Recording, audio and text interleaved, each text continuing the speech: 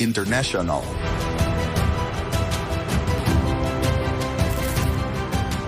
Symposio.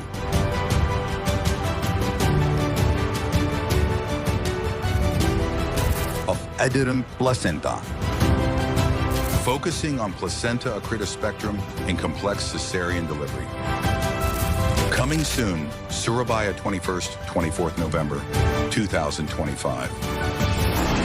ISIAP, International Symposium of Adherent Placenta, 2025.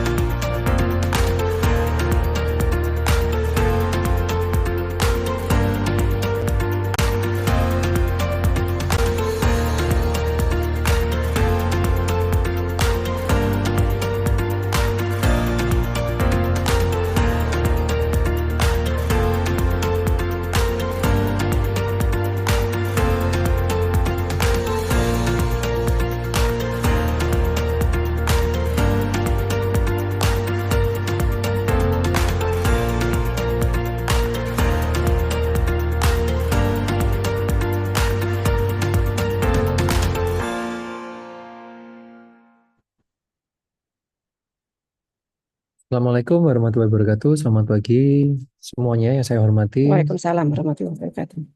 Guru besar, senior, dan sejawat peserta TAS, tanya apa saja. Alhamdulillah sudah seri yang ke-210.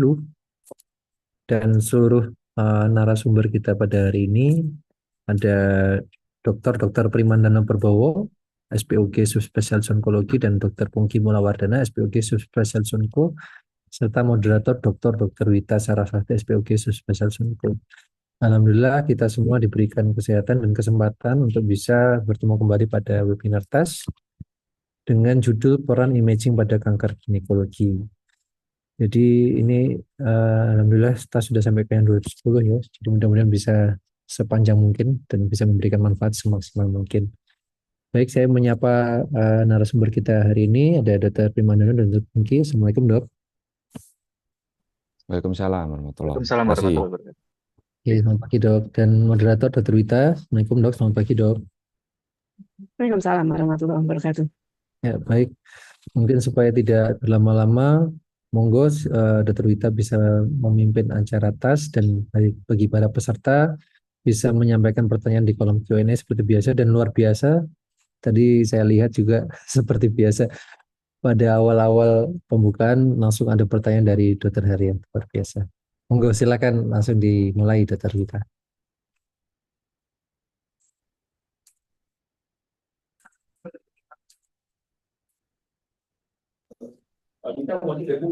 Ya, terima kasih banyak. Terima kasih banyak, Dokter Pandu. Ya, saya sebenarnya nunggu pengantar Dokter Brahmana tadi ternyata nggak ada, nggak pakai lagi sebenarnya. Baik, selamat datang Dokter Pimandono, Dokter Pungki. Hari ini mari ya kita bahas peran imaging. Apapun operasi yang akan memberi kemanfaatan yang maksimal atau optimal pada pasien yang dugaan kanker ginekologi itu, imaging itu penting banget gitu ya. Imaging itu penting banget sebagai manajemen preoperatif karena apalagi di center-center yang tidak ada onkolog ginekologinya itu peran imaging jadi penting sekali karena penyaringan atau screening ini malignan atau benign itu sangat penting di sini. Tidak berpanjang lebar, mungkin saya menyapa dulu Dr. Pimandono. Assalamualaikum warahmatullahi wabarakatuh. Dr. Pungki juga. Assalamualaikum warahmatullahi wabarakatuh. Waalaikumsalam. Waalaikumsalam warahmatullahi wabarakatuh. Iya, mau sebagai pengantar sebelum menjawab pertanyaan Dr. Haria ya, mungkin kita prolog dulu dengan untuk materi yang kita akan sampaikan. Silakan, Dr. Pungki dulu atau Dr. Pimandono dulu? Dr. Pimandono dulu, silakan. Saya izin dulu, iya baik. Ya.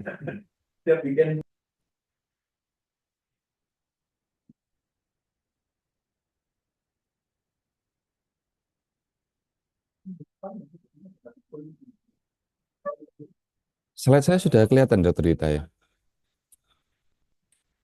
Iya, sudah, ya. Baik, terima kasih. Jadi yang saya hormati senior-senior saya, teman-teman, kolega, Opjin semuanya. Pada kasus ini kita membahas tentang imaging. Jadi imaging pada kasus ginekologi ini bisa mulai dari deteksi dini, diagnosis, staging, kemudian perencanaan terapi dan follow up yang meliputi USG, CT scan, MRI, dan PET scan. Kemudian untuk USG pada kanker endometrium adalah suatu modalitas untuk menilai ketebalan endometrium, invasi miometrium, dan infiltrasi serviks. USG pada ovarium berguna untuk mengidentifikasi massa adnexa yang untuk tujuannya untuk grading biopsi atau core biopsi. Untuk CA cervix dapat menilai ukuran tumor, kemudian dapat juga untuk staging serta penyebaran lokal terutama dengan menggunakan USG Doppler. USG untuk follow up lebih sering dipakai untuk deteksi kekambuhan di abdomen atau pelvis karena relatif aman. CT scan pada kanker ovarium untuk eh, evaluasi praoperasi kita sering memakai untuk menentukan luasnya penyakit untuk memprediksi kemungkinan apakah operasi ini bisa optimal atau tidak. Kemudian CT scan untuk kanker serviks dan kanker endometrium berguna untuk mengevaluasi keterlibatan kelenjar getah bening dan kelenjar getah metastasis jauh. Tetapi kurang akurat untuk evaluasi dari perluasan tumor karena kontras jaringan lunaknya tidak signifikan atau kurang baik ya. Jadi memang keterbatasannya adalah terbatas pada menilai tumor uterus dan parametrium karena kontras jaringan lunak yang buruk. MRI pada kanker serviks ini yang terbaik memang ya, gold standarnya untuk menilai infiltrasi parametrium dan keterlibatan organ-organ yang berdekatan ya, terutama infiltrasi ke rektum dan ke buli-buli. Jadi lebih unggul dibanding CT scan untuk stadium lokal.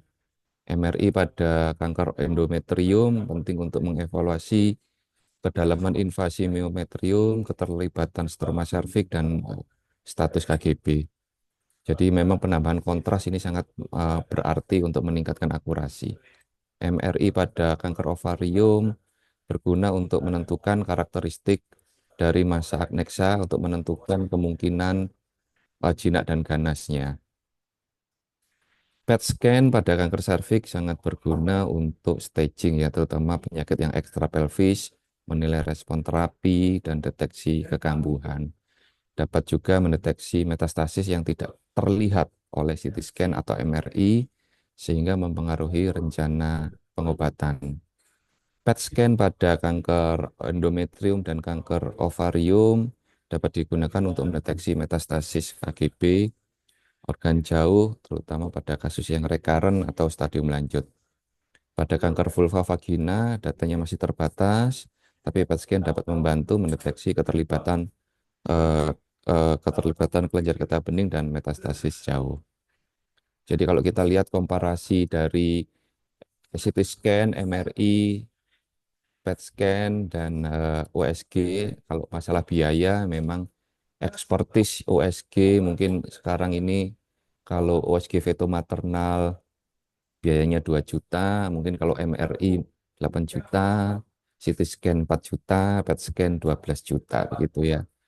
Kemudian waktu yang diperlukan kalau USG singkat ya, yang paling lama adalah MRI 1 jam 60 menit ya.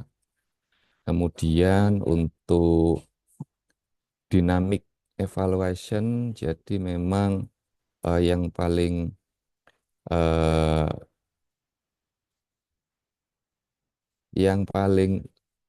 mempengaruhi ya memang ke ekspertisnya ya, ya siapa main behind the gun-nya, siapa yang membacanya ya. Kemudian radiasi exposure-nya, radiasi aman, MRI tidak ada radiasi, USG tidak ada radiasi. Kemudian antara CT scan dan PET scan, memang PET scan lebih besar ya radiasinya, sampai 25 dari milisievert.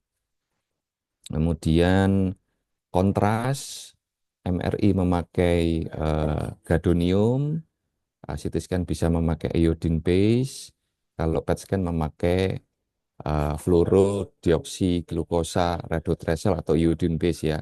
Jadi analog glukosa yang ditandai dengan radioaktif. Kemudian semuanya memang perlu dibaca oleh orang yang ekspertis di bidangnya. Terus keterbatasannya kalau untuk orang hamil maka USG aman, MRI aman, kemudian CT scan dan PET scan tidak aman untuk orang hamil.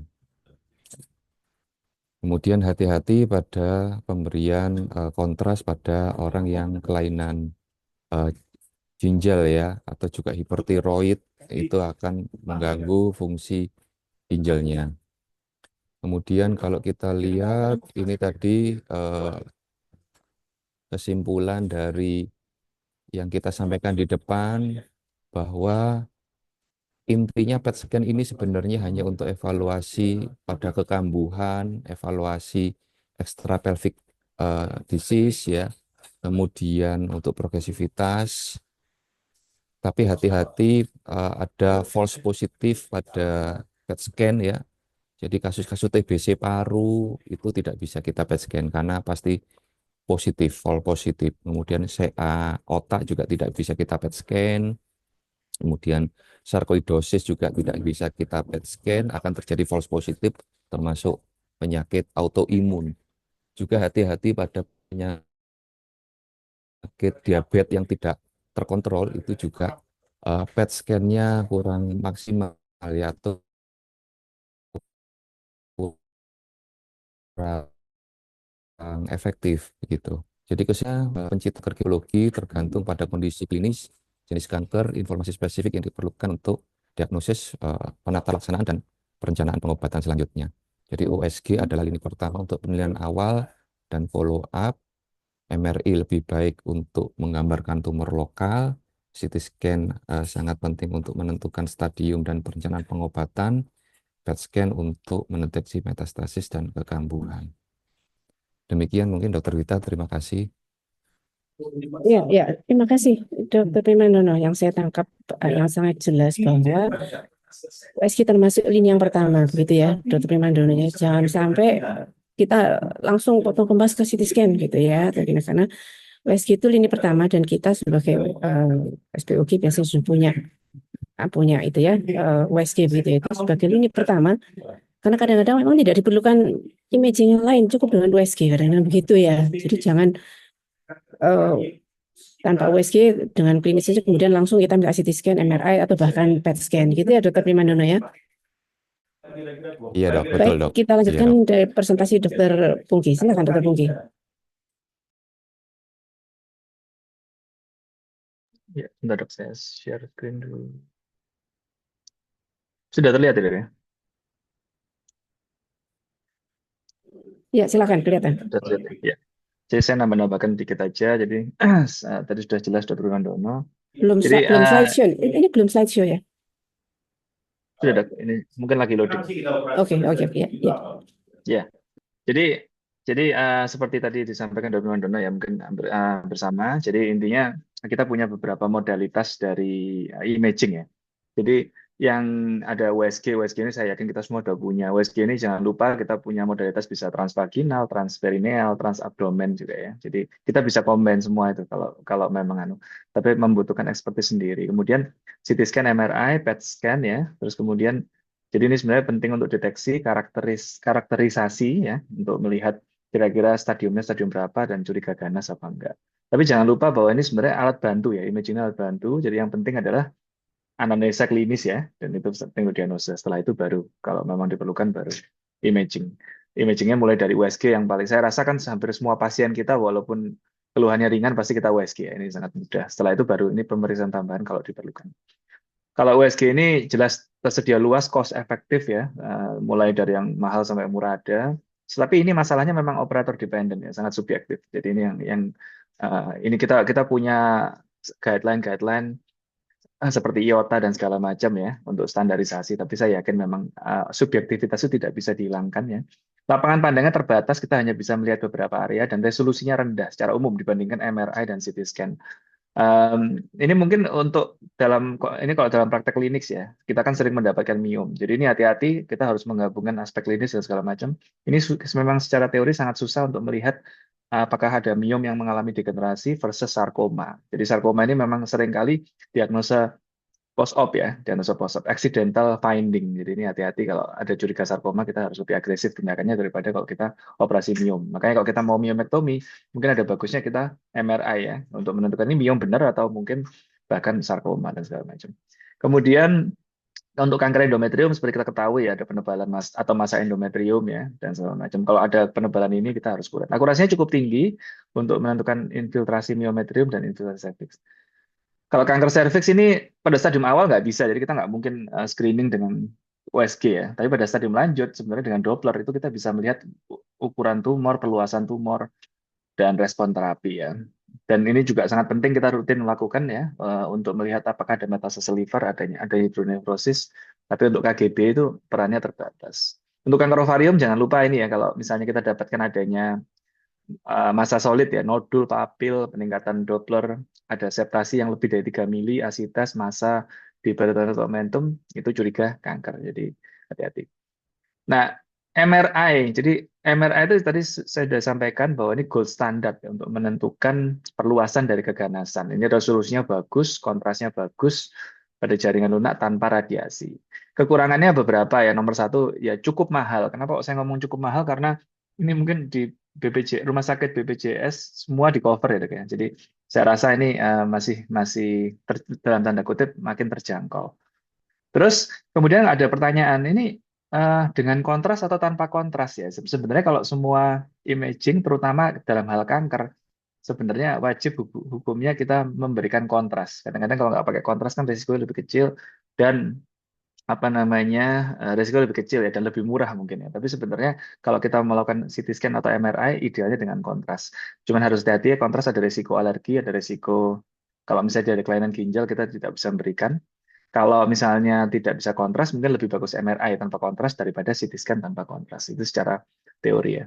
Jadi tapi secara umum kontras wajib. Jadi kalau pasien tanya ya harusnya dengan kontras ya. Kanker endometrium ini sangat akurat untuk melihat invasi miometrium. Ini penting untuk stadium ya, adanya metastase KGB dan serviks ya, untuk melihat operabilitas. Kanker serviks juga sangat akurat ya, untuk melihat keterlibatan KGB. Sebenarnya secara umum di banyak guideline, kalau kita mengacu guideline yang negara-negara maju ya, mungkin hampir semua pasien dilakukan MRI ya, pada pasien kanker sebelum operasi. Tapi untuk kita memang karena kita negara berkembang ya, jadi kita harus menyesuaikan ada beberapa kondisi di mana MRI itu sangat penting, ada beberapa yang tidak. Jadi kita cost based medicine gitu ya. Untuk kanker ovarium juga akurat. Jadi kalau misalnya lihat CT scan MRI ini sebenarnya secara umum speknya hampir sama, cuman ada bedanya plus minusnya ya. Jadi kalau CT scan lebih cepat ya. Jadi pasien itu cepat mengerjakan. MRI itu lebih lama dan jangan lupa bahwa ada beberapa pasien yang tidak bisa dilakukan MRI karena klaustrofobik ya, anak-anak ya, mungkin tidak kooperatif. Bahkan di beberapa rumah sakit harus dibutuhkan anestesi ya, GA disedasi atau di GA disedasi mungkin ya untuk dilakukan MRI karena MRI itu lama dan tidak nyaman. Cuman secara umum untuk kanker ginekologi MRI lebih bagus daripada CT scan. Terus kemudian kontras. Kalau tidak bisa kontras mungkin lebih baik MRI saja daripada CT scan. Jadi untuk kanker ginekologi sebenarnya MRI secara umum lebih akurat, cuman ya ada beberapa kekurangan dengan CT scan. PET scan. PET scan ini sayangnya di Surabaya belum ada ya. Ini katanya mau ada di Surabaya tapi masih dalam proses ya. Mungkin harus ke Jakarta atau ke luar negeri ya malah ya. Ini spesifisitasnya tinggi, sensitivitasnya rendah. Tapi ini perannya bagus untuk staging, monitoring, dan deteksi kambuhan. Jadi sebenarnya akurasinya tinggi pada stadium lanjut dan metastase jauh. Jangan lupa bahwa kalau misalnya kan kanker secara umum kalau kita diagnosa pre-op ya atau pre-terapi kan ada yang stadium awal, stadium lanjut. Pada kondisi stadium lanjut itu jangan lupa ada kemungkinan metastase. Metastase itu ada yang terlihat dengan jelas, misalnya metastase paru dengan fototorak atau metastase liver dengan USG sudah cukup. Tapi ada beberapa kondisi di mana adanya metastase di kelenjar getah bening di leher dan segala macam atau bahkan di otak yang mungkin ya memang membutuhkan PET scan untuk deteksi. Jadi kalau pada pasien stadium lanjut di beberapa negara maju itu semua langsung dilakukan PET scan pre-terapi. Walaupun harganya mahal, tapi memang untuk melihat prognosanya gimana. Jadi di beberapa negara ini, jadi sebagai contoh kita tuh mungkin kurang melakukan PET scan, akhirnya banyak juga kasus yang understage ya. Jadi mungkin ada stadium 3B yang bagus, 3B yang jelek itu kemungkinan stadium 3B yang jelek ini sudah ada meta jauh yang tidak terdeteksi karena kita tidak rutin melakukan ini. Ini akurasi sangat tinggi, cuman memang kendalanya mahal ya, ini mahal sekali. Kayak mahal, tapi NCCN menyarankan pada semua kasus ginekologi bila metastase curigai ada atau evaluasi rekurensi. Jadi memang di beberapa negara maju setiap tahun juga dilakukan PET scan ya, tapi kembali lagi mahal. Di Dharma Ais itu ada pengalaman kan mereka bisa menggunakan BPJS, tapi PET scan itu selected case dengan putusan tumor board ya, jadi bukan untuk semua pasien. Jadi ini ada tambahan ya. Dulu kan kita jadi sebagai contoh CA cervix yang stadium 3C sekarang ini bisa didiagnosa berdasarkan radiologis. Jadi kalau KGB pelvic paraotai positif sudah bisa dikategorikan stadium 3C. Ini jadi kedepannya ini bisa digunakan untuk penentuan stadium. Dulu kan kita harus patologi proven dan segala macam. Ada juga PET MRI ini juga ada gabungan dari PET scan dan MRI, tapi ya kembali lagi mahal ya. Ini jadi masih belum seperti itu. Jadi mungkin kata kuncinya kita juga harus bijak memilih mana ya. Mungkin untuk tersier sama sekunder beda standarnya, tapi kita harus bijak untuk melihat mana yang diperlukan untuk menentukan diagnosa, menentukan stadium, dan menentukan tata laksana yang terbaik untuk masing-masing pasien. Mungkin itu dari saya. Terima kasih. Iya, terima kasih Dokter Bogi. Jadi mungkin jadi kesimpulan singkat dari tempatnya Dokter Bogi tadi itu kontras itu penting banget ya untuk kanker ginekologi, untuk CT scan atau MRI karena enhanced kontras itu bisa memprediksi ini kira-kira benign atau malignan gitu ya. Oke, kita buka diskusi, ini ada Q&A dari Dokter Haria gitu ya. Nah itu tadi mungkin bisa kita simpulkan, tapi kita sampaikan aja pertanyaannya. Assalamualaikum, waalaikumsalam. Mohon izin bertanya, untuk tumor ginekologi baik itu CA ovarium, endometrium atau cervix perlu tambahan imaging dari CT scan? Bila mana perlu, baik-baiknya menggunakan kontras. Matur nuwun. Mungkin walaupun sudah tadi ditampilkan begitu ya, monggo Dokter Primandono Baik, beri komen. terima Silakan. kasih Dr. Wita. Jadi saya ulang share-nya, izin. Jadi kapan kita melakukan USG, CT scan, MRI, PET scan. Jadi tergantung kebutuhan kita ya. Kalau misalnya masih awal-awal, ya mungkin semuanya bisa kita USG ya, kecuali kanker serviks. Kanker serviks ini sebenarnya tanpa imaging kita sudah tahu ya, hanya sekedar langsung in speculo, melihat langsung, kemudian biopsi akan tahu. Ya, tetapi kalau kanker endometrium, ovarium, vulva, vagina, ini juga bisa kita lihat langsung ya. Jadi tidak perlu imaging ya untuk biopsi karena sudah ada di luar tubuh kita. Jadi sebenarnya CT scan, MRI itu CT scan mungkin baik pada ovarium, tapi MRI itu gold standar dari CA cervix dan CA endometrium. Ya kalau PET scan itu nanti aja, sudah kita mikir belakangan PET scan itu. Jadi yang penting kapan kita melakukan CT scan atau MRI, prinsipnya kalau kita ingin detail suatu jaringan infiltrasi, apakah itu infiltrasi pada CA cervix atau CA vulva vagina, infiltrasi jaringan sekitarnya, MRI lebih baik. Tapi kalau untuk whole abdomen secara overall seluruhan, maka CT scan lebih baik ya, terutama pada tumor-tumor kanker ovarium yang di intraabdomen. Mungkin demikian Dr. Wita. Ya, jadi memang mungkin ada tambahan. Ya, mungkin tambahan saya, ini kan saya luaskan lagi sedikit pertanyaannya ya. Apakah perlu tambahan imaging dari CT scan? Mungkin jawabannya kalau lebih bagus MRI ya, lebih bagus MRI. Kecuali kalau MRI nggak ada, kalau MRI nggak ada baru CT scan. Kalau ada suatu kondisi rumah sakit di mana dua pilihan, itu lebih bagus MRI karena itu kan jaringan lunak. Mungkin zaman dulu ya pas saya PPDS segala macam itu masih ada keterbatasan MRI. Nomor satu mungkin lebih mahal daripada CT scan. Nomor dua dulu ya. Kemudian nomor dua itu dulu coilnya MRI itu kecil, jadi tidak bisa langsung dalam whole abdomen langsung gitu ya. Jadi otomatis CT scan itu lebih wide angle, MRI itu lebih istilahnya makro ya, kecil ya, lebih kecil.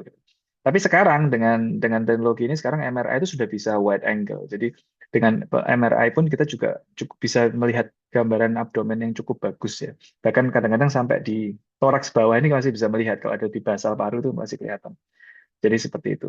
Cuman jadi kalau misalnya sebisa mungkin, dan sekarang harganya MRI sama CT scan kok nggak salah hampir sama Dr. Rita ya. Jadi di beberapa rumah sakit swasta pun juga sama gitu. Jadi kalau MRI tersedia untuk kasus ginekologi sebenarnya lebih bagus MRI gitu. Jadi dibandingkan CT scan dengan kondisi saat ini.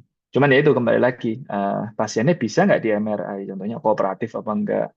Terus kemudian ya karena klaustrofobia, dan memang MRI itu mungkin secara alat juga lebih merugikan karena kan hanya sedikit pasien yang bisa di MRI karena butuh waktu lama. Kalau CT scan kan cepat langsung zet, langsung periksa.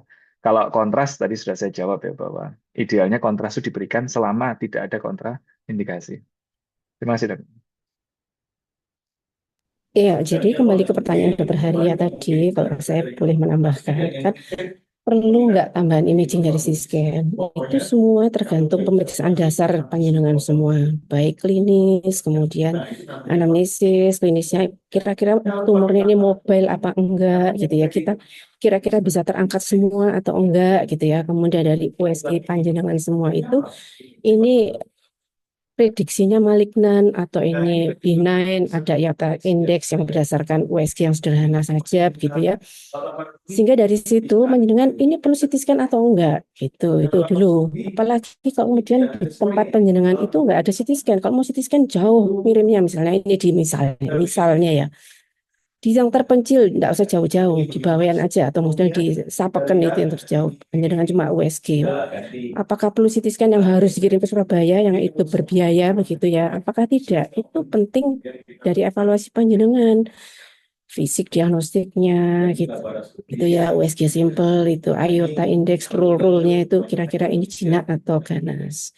Jadi kalau panjenengan yakin ini operable dan bisa diangkat semuanya gitu ya, R0 dalam artian begitu, itu ya panjenengan bisa melakukan gitu ya. Kalau itu apalagi ini curiga benign. Kalau curiga malignan, udah langsung rujuk aja, enggak usah bingung ngirim apa mau CT scan dulu atau MRI, apalagi di tempat yang tidak ada sarana itu gitu ya. Jadi untuk perlu atau enggak sih gitu, pakai kontras atau enggak, itu tadi judgement panjenengan sebagai SPOG yang melakukan pemeriksaan awal dengan dasar USG awal. Itu yang mungkin nambahkan saya, Dr. Primandono, Dr. Pungki. Kemudian pertanyaan selanjutnya dari Dr. Haria, apakah meningkatkan prognosis pada kasus CA organ ginekologi? Monggo, Dr. Pungki dulu, silakan. Apakah imaging itu menentukan prognosis gitu? Ya, jadi imaging apakah meningkatkan prognosis ya? Harusnya secara iya ya, karena meningkatkan prognosis dalam arti bahwa kalau kita bisa mengetahui luas penyakit dengan lebih baik dan segala macam, kita bisa memilih terapi yang terbaik untuk pasien dalam hal seperti itu. Jadi itu dari segi untuk diagnosa awal. Terus kemudian dari segi apa namanya? Dari segi untuk monitoring terapi juga bisa memberikan hasil yang lebih bagus. Terus kemudian untuk pasca terapi ya, pasca terapi monitoring juga kita juga dengan imaging yang bagus, ya mulai dari yang paling akurat PET scan sampai minimal USG. Kalau kita mendapatkan adanya rekurensi, maka kita bisa melakukan terapi yang lebih awal ya, supaya pemulihannya lebih bagus. Mungkin itu jawaban saya, Dok. Terima kasih. Ya, silakan Dr. Pondi, ada tambahan? Apa cukup? Iya, betul. Jadi memang pemilihan imaging yang tepat tentunya akan menentukan prognosis, karena prognosis itu ditentukan oleh pertama stadiumnya, kedua ditentukan oleh jenis sel-sel kankernya apa, yang ketiga tergantung pada residual mass saat kita operasi, yang keempat ditentukan oleh metastasisnya di mana atau stadiumnya tadi. Nah, stadium, metastase, penyebaran ke ekstrapelvik, terus kemudian sebagian prognosis itu bisa kita ketahui dengan memilih imaging yang tepat. Jadi artinya secara tidak langsung dengan mengetahui stadium, dengan mengetahui penyebaran, kekambuhan, metastasis dari imaging, kita akan mengetahui seberapa baik prognosis pasien ini. Ini demikian Dokter Vita.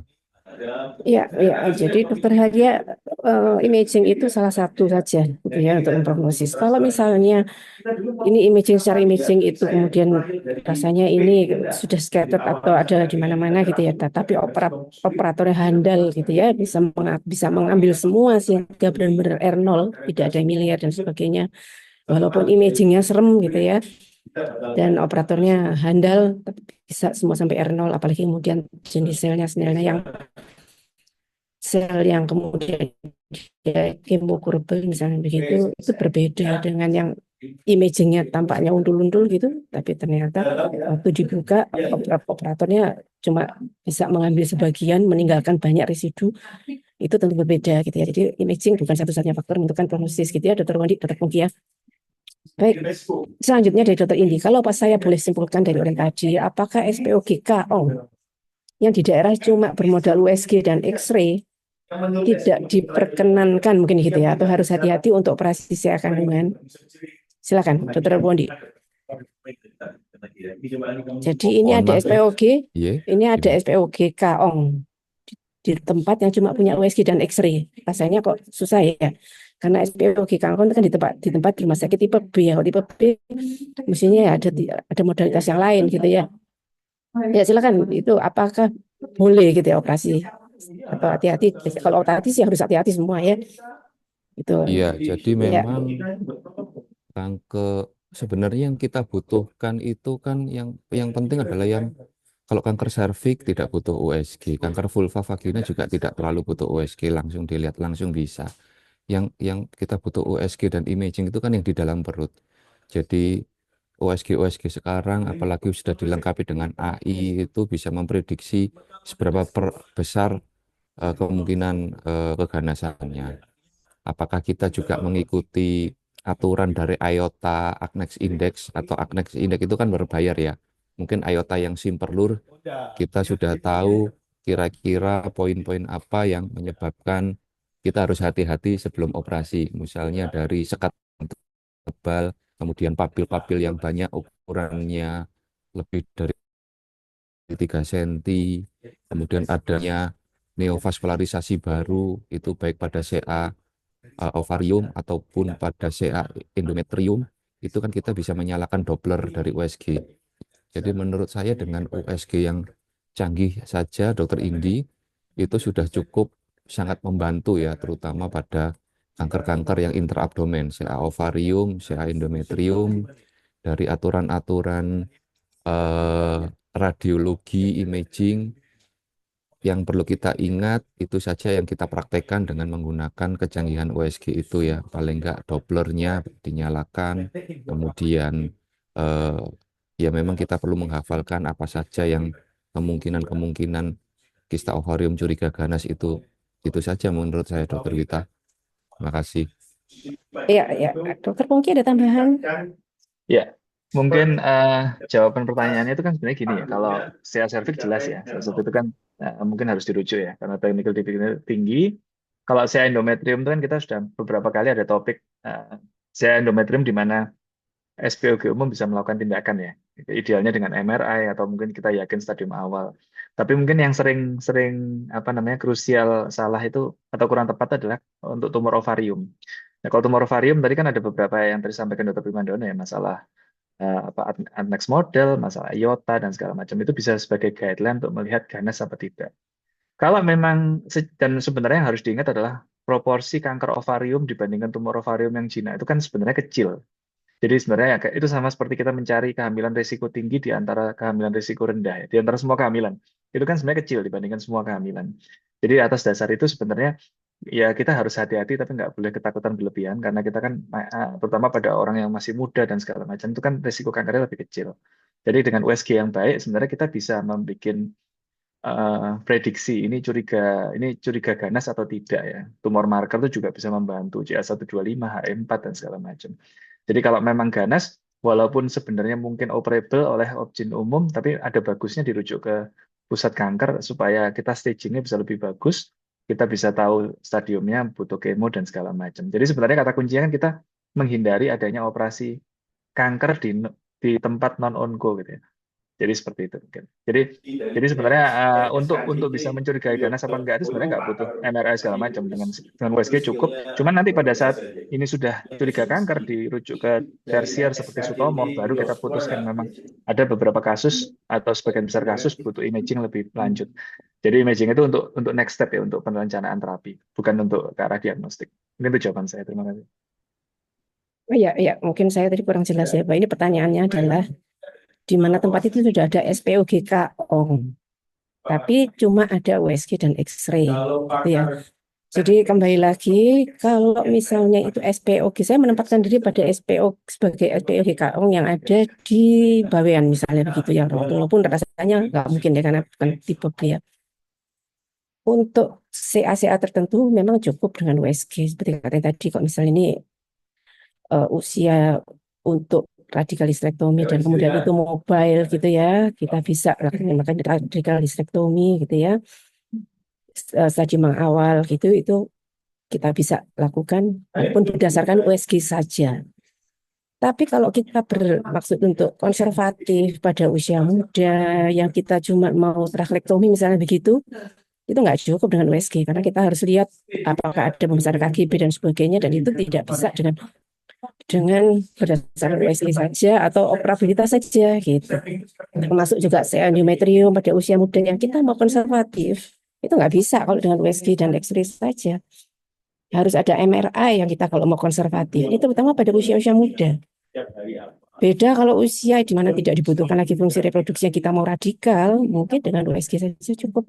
Itu aja. Nah, tambahan dari saya, mungkin itu ya Dokter Primandono, Dokter Pungki, Dokter Indi. Baik, ada pertanyaan selanjutnya. Ada kasus CA cervix 1B. Kita rujuk tempat rujukan, mungkin dilakukan oleh SPOGK mestinya ya, operasi radikalistektomi atau Wertheim. Ternyata di sistemnya masih ada sisa. Nah, apa yang mungkin tidak dilakukan imaging yang lain itu? Pertama mungkin sebelum dijawab oleh Dokter Primandono dan Dokter Pungki, apakah imagingnya salah gitu ya, apa kurang imagingnya? Jadi kalau kita berangkat bahwa CA cervix itu dulu adalah clinical staging ya. Ini jangan-jangan stagingnya salah, bukan 1B ini saja nih gitu ya. Ternyata ada 2A misalnya gitu, atau mungkin yang kedua operasinya tidak radikal, tidak cukup radikal ya Dokter Pungki, Dokter Primandono ya. Karena kita tahu bahwa pada cervix itu imaging nggak penting kalau kita mau radikalistektomi gitu ya. Monggo, Dokter Pungki, silakan. Ya, terima kasih, Dok. Jadi 1B itu ada macam-macam ya. Ada 1B ukuran kecil, ada 1B ukuran besar juga ya. Jadi ukuran itu juga mempengaruhi ya. Sebenarnya kalau di kita ya memang saya setuju dengan Dr. Wita bahwa itu semua clinical staging. Pada tumor yang kecil 1B yang kecil dan segala macam itu sebenarnya USG saja cukup kalau kita yakin kita bisa melakukan operasi dengan baik ya. Tapi yang harus diketahui memang selama operasi itu variabelnya banyak ya. Contoh mungkin ada metastase KGB dan segala macam, atau mungkin ada pendarahan yang hebat sehingga operasinya kurang radikal ya. Itu yang tadi dikatakan Dr. Vita itu ada kemungkinan dan beberapa kali terjadi. Itu satu. Terus nomor dua, mungkin imagingnya juga sudah dilakukan tapi imagingnya kurang gitu ya, kurang akurat. Jadi jangan lupa bahwa pembacaan imaging itu walaupun MRI seakurat-akuratnya juga tergantung man behind the gun gitu ya, tergantung yang baca MRI juga. Jadi sebagai contoh kita di Sutomo juga yang kita kan selalu melakukan tumor board ya, kita ngundang dokter radiologi, itu dokter radiologi yang bagian female ya dok ya, yang bagian female. Jadi mereka memang subspesialisasinya di bidang ginekologi dan breast kalau nggak salah. Jadi seperti itu. Nah, jadi mereka sering mengerjakan itu. Jadi dan mereka juga kalau misalnya saya juga ternyata pernah diskusi dengan dokter radiologi ya, mereka pun juga kadang-kadang ada beberapa kondisi di mana mereka in doubt ya, ragu-ragu gitu. Ragu-ragu mereka dibaca sama dua orang. Terus kadang-kadang mereka juga diskusi dengan operator. Ini klinisnya gimana segala macam, kok arahnya seperti kayak gini-gini. Jadi kadang-kadang ada komunikasi. Jadi bukan MRI itu kita MRI, ya alatnya bagus, dibaca hasilnya langsung akurat, itu juga nggak juga gitu. Dan memang jangan lupa bahwa membaca MRI itu harus di workstation ya. Jadi kita kalau dapat foto itu kan sebenarnya sampling aja, sampling dari print-printan. Jadi kita operasi kan kita foto beberapa untuk sebagai dokumentasi saja. Tapi sebenarnya kalau kita pengen melihat tumornya ukurannya berapa, batasnya tegas apa enggak, ada infiltrasi, kita harus menggunakan workstation, di mana kita bisa scroll, zoom in, zoom out, nah, kiri, kanan, dan segala macam. Jadi seperti itu. Jadi mungkin apa namanya, ada beberapa faktor ya di sini ya. Masih, Dok. Ya, silakan Dr. Primandono mungkin ada tambahan. Baik, terima kasih. Jadi untuk kanker serviks ini diagnosisnya ada dua, clinical staging dan imaging staging. Jadi kadang-kadang kita itu pasien membawa hasil MRI tertulis di situ CA cervix stadium 2B. Kemudian kita evaluasi staging klinis 1B. Padahal jelas pada tampilan MRI itu didapatkan infiltrasi parametrium begitu ya. Nah, operasi atau tidak gitu. Jadi intinya tetap penentuan operasi tidak berdasarkan stadium dari imaging tapi berdasarkan pemeriksaan klinis kita. Jadi selama kita merasa bahwa masih operable secara klinis, parameterumnya masih lunak, masih smooth, itu masih bisa kita operasi. Berbeda dengan hasil MRI pada infiltrasi vagina. Nah, itu nanti kalau infiltrasi pada vagina berarti stadiumnya sudah otomatis stadium 2A atau 3B begitu. Nah, sekarang kita harus bandingkan dengan stadium klinis kita. Kita lihat apakah infiltrasi pada vaginanya ini hanya di fornik vagina atau sudah lebih dari 1 cm, 2 cm dari fornik. Ini menentukan kita memotong vaginal cuff-nya, menentukan kita melakukan deseksi, membebaskan buli-buli dengan vagina, seberapa panjang kita harus mengambil vagina. Jadi kita harus lebih hati-hati pada diagnosa imaging yang mengatakan infiltrasi vagina, yaitu stadium 2 atau 3B. Kemudian sama seperti Dr. Pungki, intinya kita lebih percaya pemeriksaan klinis kita dibanding untuk MRI menentukan operabilitas atau tidak. Demikian Dr. Wita. Ya, terima kasih tambahannya Dr. Primandono dan Dr. Pungki ya. Jadi pada kasus-kasus kanker ginekologi itu yang jadi ruwet itu kalau kita mau konservatif. Itu yang kita perlukan data sedetail-detailnya, seluas-luasnya, sedalam-dalamnya gitu ya, Dr. Primandono, Dr. Pungki. Jangan sampai kita konservatif ternyata sudah kita sejauh gitu kan, itu yang tidak pada tempatnya untuk konservatif. Jadi imaging apa yang mau ditentukan itu tergantung tadi ruwet enggaknya masalahnya gitu ya. Baik, pertanyaan selanjutnya Dr. Dr. Maureen. Selamat siang, mau tanya. Pasien usia 61 tahun tidak punya anak dengan postmenopausal bleeding, porsioatropi, jadi agak sulit untuk kuret PA. Apakah bisa langsung MRI atau tetap kuret PA sebagai gold standar? Silakan, Dr. Primandono, silakan. Ya, baik, terima kasih. Jadi kasus postmenopausal bleeding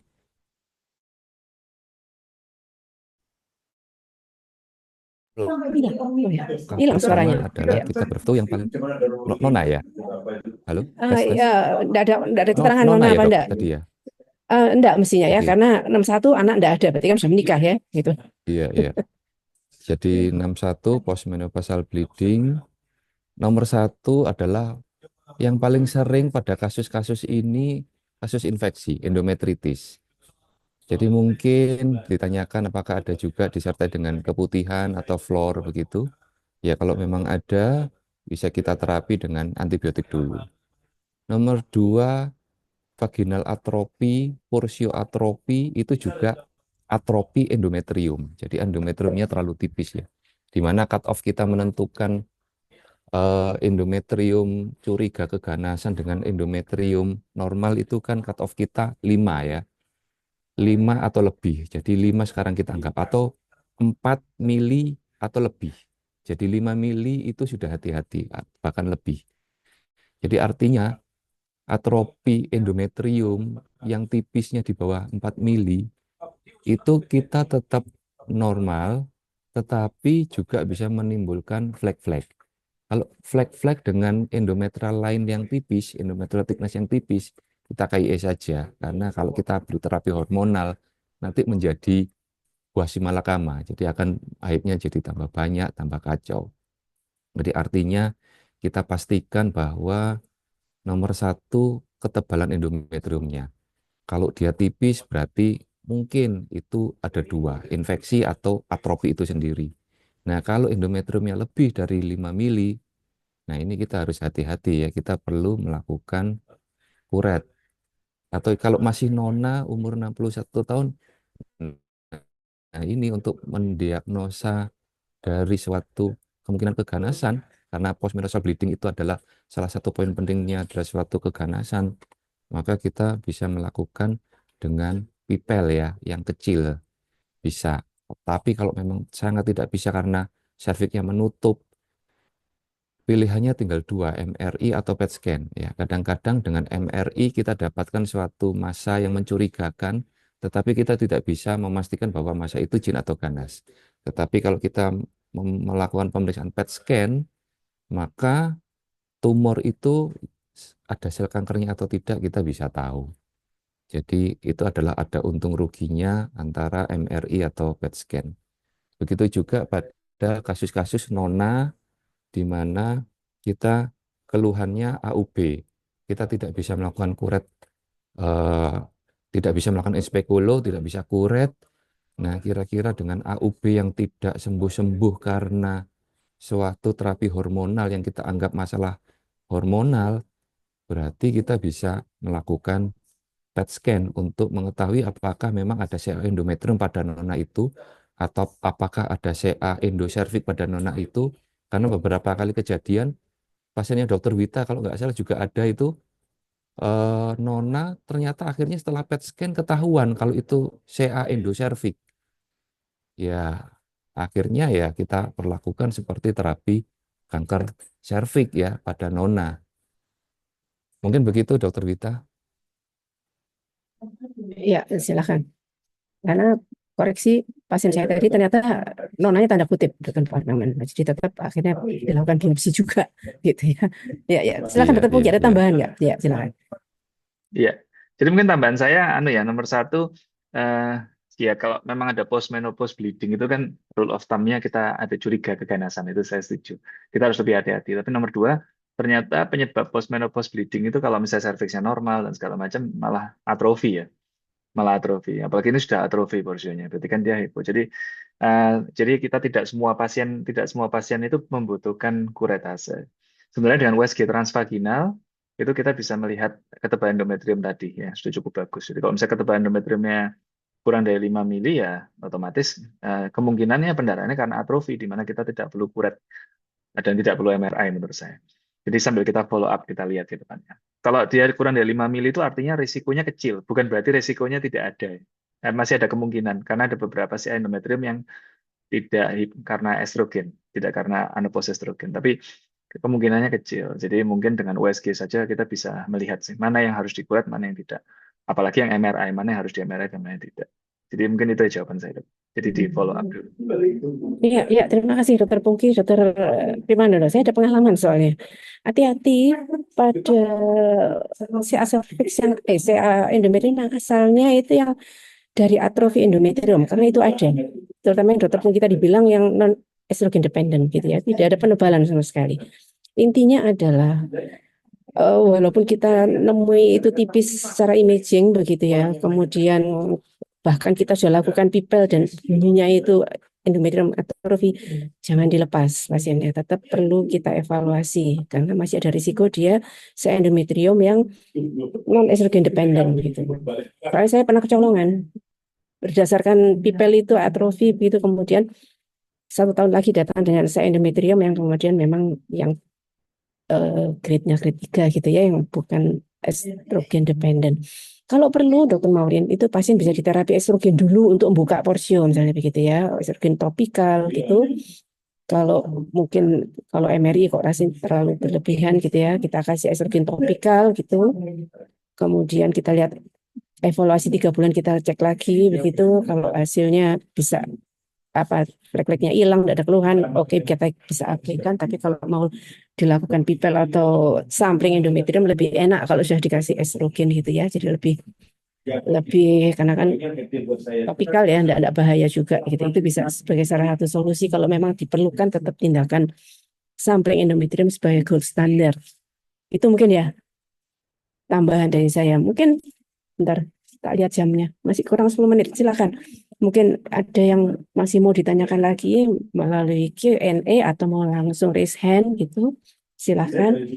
Sambil kalau nggak ada, mungkin tambahan message dari Dokter Primandono atau Dokter Pungki. Silakan. Dari Q&A kayaknya sudah habis ini. Ya, silakan. Dokter Pungki dulu, silakan.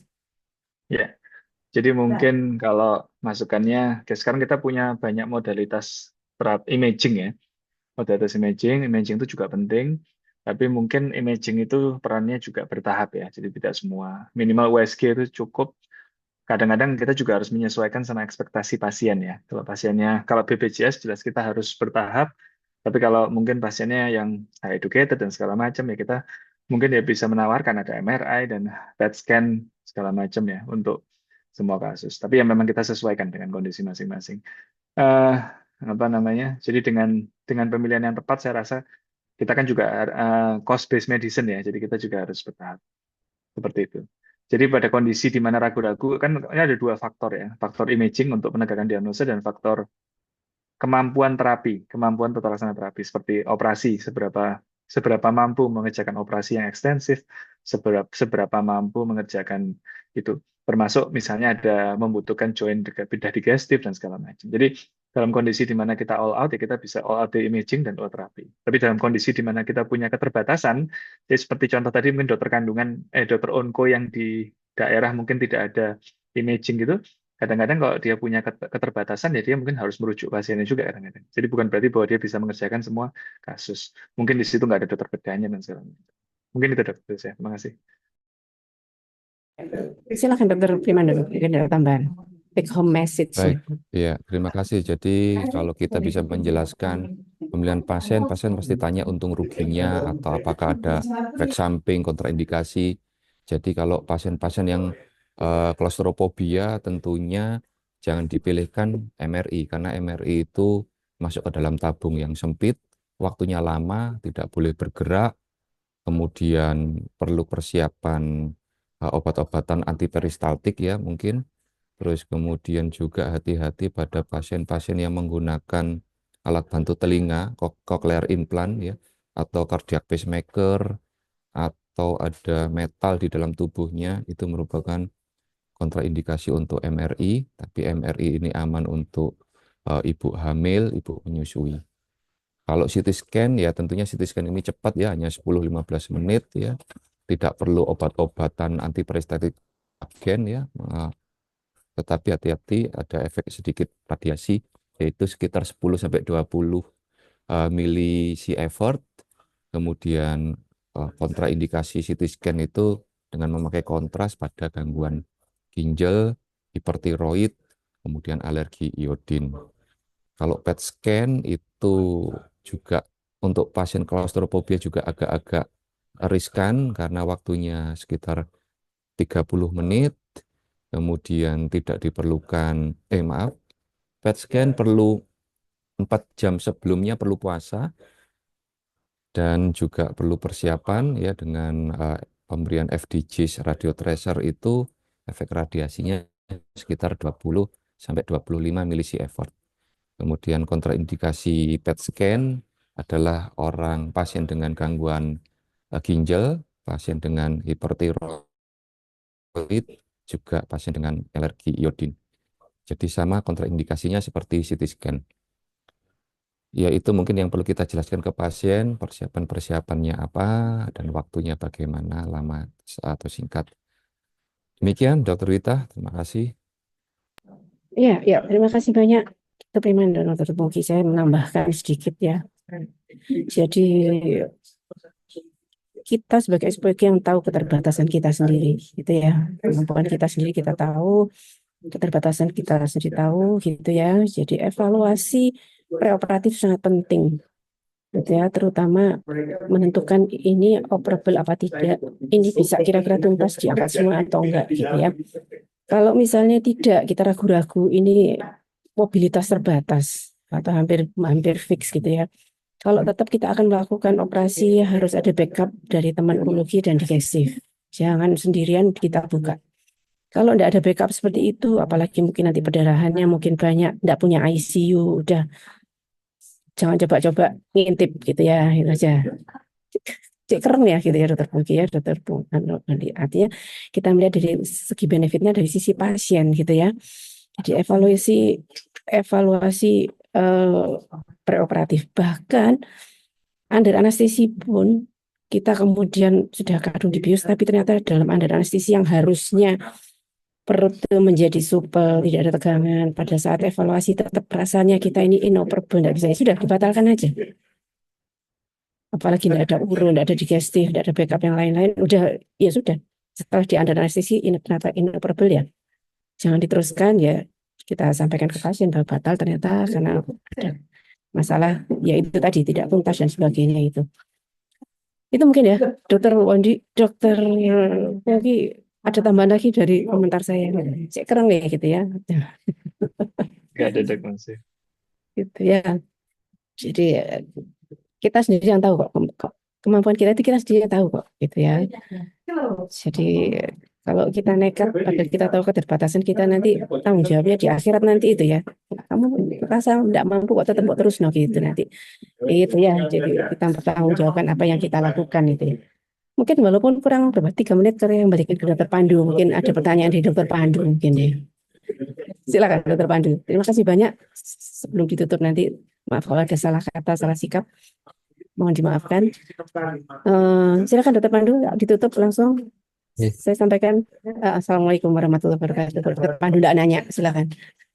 Waalaikumsalam warahmatullahi wabarakatuh. Terima kasih Dr. Wita sudah memimpin acara tas dengan sempurna dengan baik sekali, dan Dr. Pungki dan Dr. Pramandono matur nuwun atas ilmu yang di-sharing kepada kami. Mudah-mudahan akan menjadi berkah manfaat untuk kita semua dan menjadi amal jariah panjenengan semua. Baik, dan para peserta terima kasih juga untuk selalu tetap setia mengikuti tas tiap minggu. Doakan kami bisa rutin tetap memberikan sharing ilmu pada panjenengan semua, dan semoga kita selalu diberikan kesehatan. Sampai bertemu kembali pada acara tas berikutnya di minggu depan pada waktu yang sama. Demikian saya sebagai pembaca undur diri dan mohon maaf apabila ada kekurangan di sana sini. Terima kasih Dr. Wita, Dr. Pramandono, Dr. Pungki. Assalamualaikum warahmatullahi wabarakatuh. Selamat siang. Waalaikumsalam warahmatullahi wabarakatuh. Terima kasih semuanya ya, Dr. Pungki, Dr. Pramandono. Terima kasih dok.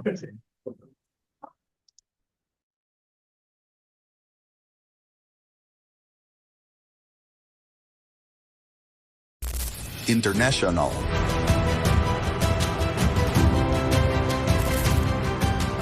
Symposio.